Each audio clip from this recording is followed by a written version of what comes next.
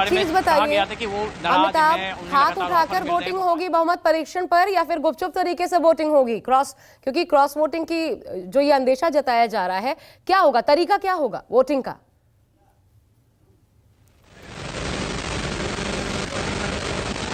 देखिए, फिलहाल इसके बारे में अध्यक्ष को डिसीजन लेना होता है या फिर जो उपाध्यक्ष है वो डिसीजन लेंगे। अभी इस बारे में स्थिति स्पष्ट नहीं है। और जैसा आपने पहले भी कहा कि जो वोटिंग के पहले जो अविश्वास प्रस्ताव विधानसभा, उसी में स्थिति स्पष्ट हो जाएगी। क्योंकि पहले जो कहा गया था कि 38 जो सत्ता पक्ष के विधायक है वो अविश्वास प्रस्ताव लाएंगे, वो खड़े होंगे, उसके बाद उन्हें अपना पद छोड़ना पड़ सकता है। लेकिन कल जिस तरीके से मनोज झा ने कहा कि नहीं, 122 जो विधायक हैं उनका जो समर्थन होना चाहिए, उनका उसके बाद वो ये होगा, तो स्थिति उसी समय स्पष्ट हो जाएगी किसका पलड़ा भारी है अध्यक्ष के मुद्दे को ही। लेकिन देखिए, आपको सीधे हम करते हैं, सौरभ भी विधानसभा के अंदर से आ रहे हैं, जो जिसकी आप तस्वीरें दिखा रही थी, सौरभ आए हैं। ज्यादा जानकारी हम सीधे सौरभ से लेंगे। सौरभ, अंदर की क्या स्थिति है, क्या अभी चल रहा है? जी बिल्कुल, सदन की कार्रवाई शुरू हुई और जो स्पीकर थे अवध बिहारी चौधरी, वो सदन के आसन पर बैठे और उन्होंने कहा कि अब से थोड़ी देर के बाद राज्यपाल का जो अभिभाषण है वो होगा और उसके लिए सभी जो विधायक थे और वो सेंट्रल हॉल में चले गए हैं। पहले राज्यपाल का अभिभाषण होगा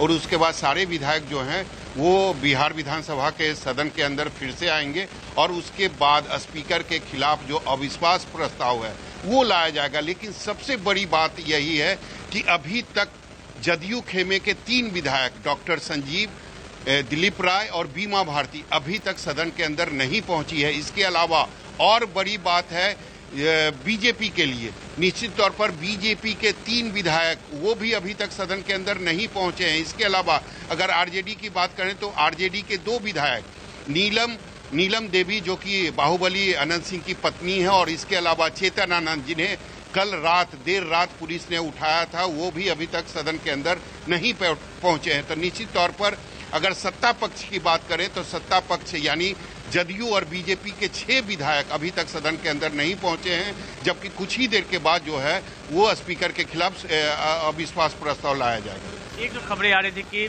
नवादा से डॉक्टर संजीव को पुलिस हिरासत में लेके विधानसभा पहुंच रही है, उनके बारे में क्यों विधानसभा पहुंच रही है। दूसरी जो चेतन आनंद के बारे में हुई थी कि चेतन आनंद थोड़ी देर में पहुंचेंगे, जैसा भी चर्चा चल रही थी यहाँ पे। जी बिल्कुल, चेतन आनंद को देर रात जो है वो तेजस्वी यादव के आवास पर पुलिस ने उठाया था, उनको घर पहुंचा दी थी। और खबर यह भी है कि आज सुबह में चेतन आनंद अपने पिता आनंद मोहन और अपनी मां लवली आनंद के साथ मुख्यमंत्री आवास गई थी, मुख्यमंत्री से मुलाकात हुई थी। और क्या डील हुई है, क्या बातें हुई है, ये मुझे नहीं पता, लेकिन निश्चित रूप से कुछ न कुछ जरूर बातें हुई होगी और उसी के कारण चेतन आनंद जो हैं, जो आरजेडी कोटे से विधायक हैं, वो अभी तक सदन के अंदर नहीं पहुंचे। एक अमिताभ, जरा ये पूछिए अमिताभ सबसे पहले, क्योंकि अभी कार्यवाही शुरू हो जाएगी। अमिताभ, एक सवाल जरा पूछिए, क्योंकि उपाध्यक्ष तो जेडीयू से हैं और अध्यक्ष हो गए जिनके खिलाफ अविश्वास प्रस्ताव आएगा अवध बिहारी चौधरी, लेकिन ये उपाध्यक्ष महेश्वर हजारी, तो वो अगर आप जैसा बता रहे थे कि निर्णय लेंगे कि वोटिंग कैसी होनी है, तब तो डर नहीं होगा सरकार को?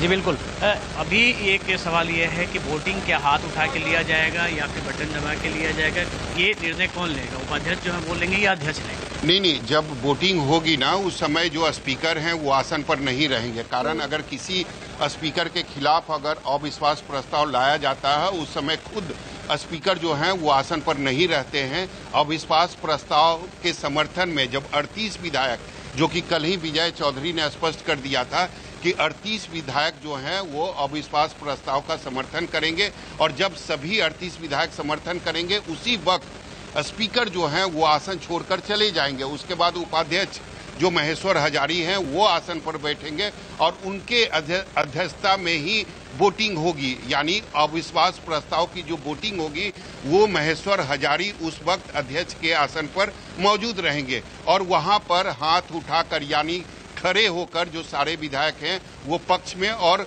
विपक्ष में अपना मतदान देंगे। जी, कल मनोज झा कह रहे थे कि 122 विधायक होने चाहिए विश्वास करता हूँ। जी बिल्कुल, मनोज झा कह रहे थे और वो हवाला भी दे रहे थे महाराष्ट्र गवर्नमेंट का और अरुणाचल गवर्नमेंट का।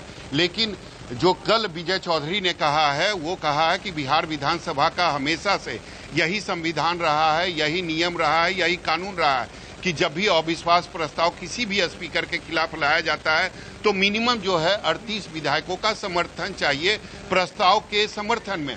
तो निश्चित रूप से यही जो नियम है जिसका जिक्र कल विजय चौधरी ने कहा था, वही अब से कुछ ही देर के बाद जब राज्यपाल का अभिभाषण खत्म हो जाएगा तो सारे विधायक फिर से विधानसभा के सदन के अंदर आएंगे और उसके बाद स्पीकर के खिलाफ जो है वो अविश्वास प्रस्ताव लाया जाएगा।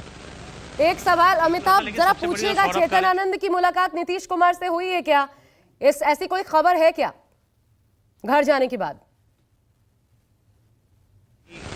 नहीं, ये सौरभ ने बताया कि सुबह में आज सौरभ ने बताया कि आज सुबह में लवली आनंद के साथ चेतन आनंद की मुलाकात मुख्यमंत्री से हुई है। जी बिल्कुल, खबर है कि लवली चेतन आनंद जिनको कल करीब देर रात 2-2:30 बजे के आसपास पटना पुलिस ने तेजस्वी यादव के सरकारी आवास से उनको उठाया था और उनको घर पहुंचाया था, तो आज सुबह लवली चेतन आनंद जो हैं वो अपने पिता आनंद मोहन और अपनी मां लवली आनंद के साथ वो मुख्यमंत्री आवास गए थे और लंबी करीब 20 मिनट के आसपास उनकी मुलाकात हुई है और उसके बाद चेतन आनंद फिर अपने घर चले गए।